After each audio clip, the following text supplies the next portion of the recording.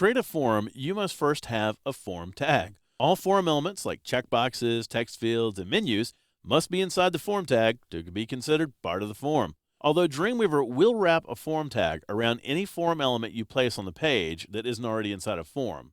And what I mean to say is that if you just decide, hey, I want to place a text field on the page, Dreamweaver is going to automatically wrap it in a form. However, that's not a good practice. It's better to consciously choose to place a form tag on the page so that you are in total control of how your form is constructed.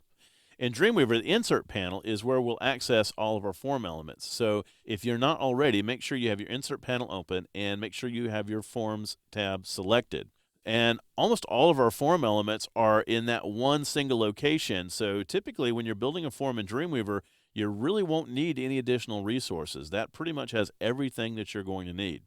So we're going to start out building our form by placing a form tag on the page and then setting some of the basic form properties for this.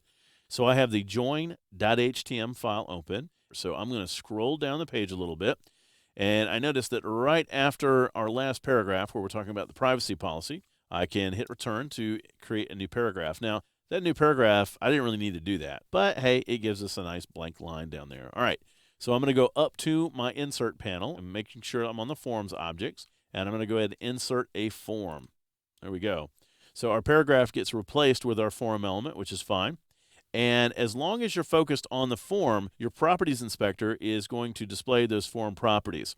It's not uncommon to click around or not mean to do something and then you lose them, like this, for example. Let's say I click into this paragraph and you're like, oh no, how do I get my form properties back? Well, very simple.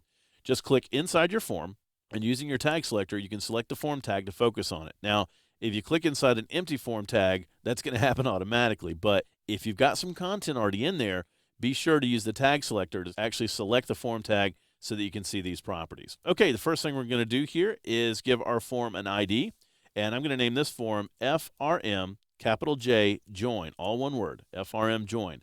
You know, once again, I like placing that FRM as a prefix on any of my form IDs. That helps me know when I scan through the IDs in my CSS or look at any references that I've made to the form elsewhere in code that is referring to a form. Now, the action we're going to do is point it to a page called join_process.php. Now, let me be very, very clear about this. That page does not exist.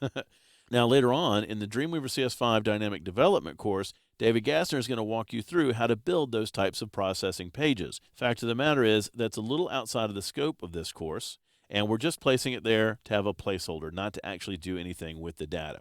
Same thing with our method. We are free to use either get or post, but for a form like the one that we're going to build, more than likely you'd be using post. We have text areas, we have a lot of form data, we've got passwords that we need to be secure, so we're probably not going to append them to any type of a query string, and we'll just use post as the method. All right, cool. So now we have our form tag, and we've really laid down the foundation that we need for building out the rest of our form. Now, you can go back at any time and select that form tag and modify those properties. So that's especially true if you've got any changes or if the processing page has changed, that sort of thing. You're also free to begin building forms without really knowing any of those things. So if you're going to build a form from scratch and you're going to hire a developer later on to build the processing page, you can leave all of that blank and then ask the developer what those values should be. Now, I feel it's a best practice to go ahead and fill them out as you start building the form, especially if you know what the settings are going to be.